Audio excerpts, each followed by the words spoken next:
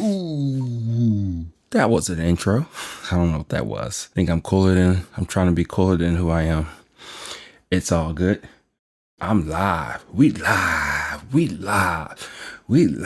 right now. We're going to roll with this, and then this is the way we're going to roll. Today is May 14th, 2025, and we're doing pretty good right now. If you're watching this, I have some cool things in my hand. I have what is this? This is a Juel dripper. This is a OXO dripper. This is a Mugen Hario. And then this is the trusty, tried and true Hario V60. We're going to be talking about gear and why lately I've been really enjoying brewing coffee. And why I think you should, if you don't already, have multiple, if you're into pour overs, coffee gear. I know, go back and forth between minimalist versus not and all that good stuff. But we're going to talk about the reasons why I think it's very critical and important for you to have different coffee gears for whatever reason. So I'm going to put these down. And we're going to get into it. Just recently, I did a couple of videos, the unboxing of the Juel dripper and also the unboxing of the Mugen dripper. My first thoughts about them, who I think they're for, if I thought it was dumb, which I did think the Mugen was dumb. But it's one of those things to where you don't know until you start to really play and try to use the coffee that you have in order to make your cup of coffee. So that's what I've been doing for the past couple of days. And before that, I got the OXO dripper and then also the Pegasus dripper, which I like that OXO a lot better. Only has one hole versus two. But I think that's the point. As you can see through many times that I'm probably using a different mic. I'm in that rabbit hole too, where I have this mic that I am currently talking on. I have another mic in the corner. I have like 4 or 5 in my travel podcast setup. I have a handheld one. I have a overhead one. I have one on the camera right now. I have lots of mics. And why would it be any different that I would have multiple brewers, which I've had many brewers before. But I think what happens after a while, once you have all the brewers, you tend to use the ones that you just gravitate to. And for me, that was the Hario V60.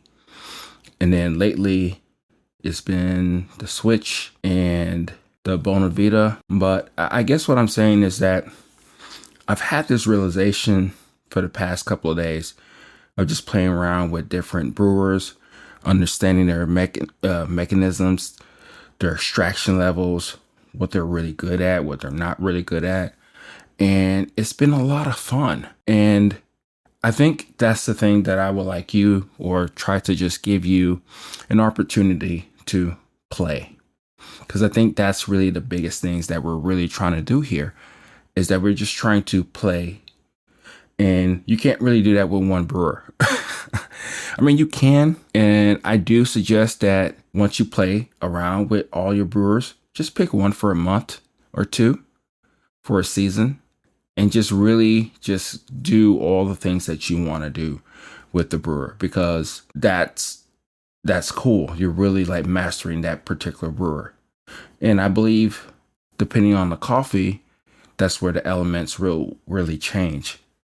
But when you're in the time of just buying all the gear, understanding the gear, and then ultimately using the gear, you will really understand that it's a big world out here. Especially when it comes to things that you can do to hopefully manipulate the coffee.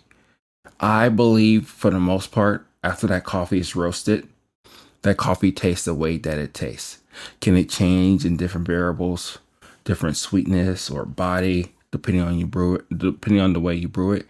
Yes, it can. But at the end of the day, at the core of what that coffee is, it is what it is. But the cool thing about having different brewers is that you can play with grind size, paper filters.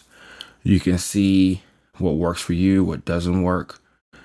And once you go down that rabbit hole, you can really like essentially conquer almost any coffee that's thrown at you. And I don't mean conquer to be like, I beat it, but you've made that coffee as tasty to your tasting profiles as much as you can. And I think that's one of the biggest takeaways that I would love to just give you off, because that's really what it's all about. You can do that with any device.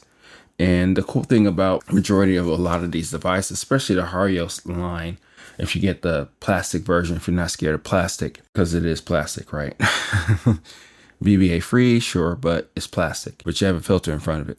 But whatever, that's besides the point, is that it's relatively cheap. Even some of the ones that are kind of really expensive, like this one, probably mainly because it's silicone. The Juel dripper, this is $25, $30. The OXO dripper with the trip assist, that one's about $17, $18, but still relatively cheap. The Mugen, which I'm really surprised and shocked how you can really manipulate the coffee as much as you can right now with the one pour method, is $10, $11. So at the end of the day, these are still relatively cheap.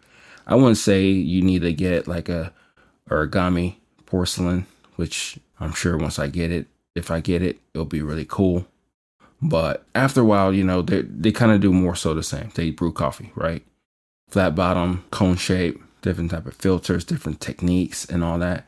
And I think that's the biggest thing about all of this, is that it's about experiencing things for what they are, dealing with the limitations, dealing with the constraints that they do have, and then figuring out a way to where that you can brew the best coffee out of this device. Like for instance, this one right here, this is the Juel. At first I was going to use the recipe that they had on their packaging, which to me is still kind of bizarre. It was like 3 scoops and then 3 pours and then you're out. But again, the drawdown is ridiculously fast. The fastest drawdown I've ever seen. It's just like because of the opening. It's essentially mostly open. They just have this, I believe, just so the coffee won't actually drip through, and it has to be just thick enough to where it won't break the actual makeup of this actual brewer, or else the filter would go right through. But to an extent, if you use like an April fast filter, it's going to be a regular filter of that. It's going to be a really tight fit. I think they have other filters for the April brewer that's a little bit smaller, that probably won't be as tight. It'll just fit just perfectly. And like the April brewer over there on the board, it just has a hole, but the actual body cavity of the brewer is actually a little bit wider. And I'm sure that affects taste from time to time. But at the end of the day, you won't notice until you actually play around with the brewer. And I think that's the cool thing about this, is that we have the opportunity or chance to try and play with coffee, to love and enjoy coffee. And some of the best ways to do that is to have multiple brewers, unfortunately. And depending on which side of the spectrum you're on, depending on your ritual and all that, I think you'll understand that it's one of those things to where you can get really good at the craft. You can get really good at the things that you're trying to do in order to make a cup of coffee, as cliche and simple as that may sound. So play, experience, and understand that you can really have a lot of fun with brewers. Again, I'm still putting these through its paces, but this one I thought will be perfect for my wife, because she usually does a shitty pour anyway. And this one's designed to do 1 pour. But yeah, she usually does 1 pour. And I thought that this will be a cool brewer just because of the way it looks. And also, you can just use a kettle. But now, spending time with it, I think it's still very critical that you use a kettle that has a nozzle, a gooseneck and everything, right? Because you still need precision, you still need time and everything. But again, I'm still playing around with different recipes and seeing what comes out the best in this. This one right here, I think this one's more so like a fine grind brewer because of how you bring up the extraction. So again, just playing around with these, seeing them for what they are, and really understanding that this can be kind of fun. I mean, it can be fun to an extent to where you're just enjoying yourself. You're just exploring, and different applications, different coffees, different situations call for different brewers, right? And I think that's really what I'm getting at, is that you don't have to be stuck with one versus the other.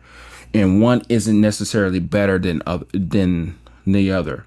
And I think we need to get out of that camp. I'm in that camp quite a bit, to the point to where I'm always trying to find the best, right? But I don't think there's a best. It's just the best for that job, for that situation, for whatever reason why you want to use it. So get brewers. Really do get them. Understand them. Put different coffees through them. Taste them. See what recipes that are out there. Make your own recipes. Make it close or to your heart and to your soul of the way that you actually make coffee. Think about it that way. If you like light roasts, don't limit yourself to these fast filters. I've noticed, for instance, on the Juel dripper, which is very fast, is that I can actually grind a lot coarser. And I like that. I like the fact that I can actually grind a lot coarser on a machine that actually drips really fast and still be able to extract the lightest of roasts. So there's plenty of opportunity to where I can play and explore with different things from there. So what other drippers do you have? Do you have a French press? Do you have an AeroPress? Do you play around with different recipes? Do you see if the coffee can taste any better? Because that's really what we're getting at.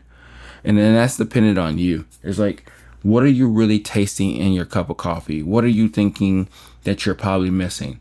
What kind of ways that you can go about in order to make that as easy as possible for you, whatever that coffee may be. So that's really where we're at. Oh, don't forget the metal filter. I got so much stuff that I'm reviewing right now, but that's besides the point. The point is, if you haven't given yourself the permission to play, to experience, I hope that this is giving you that chance and opportunity to do that and have fun with it. But don't get me wrong, we are going to be talking about just using one brewer for a long time and see what that does for you. So this is Oki at Everyday Beans signing off. Talk to you later. Bye.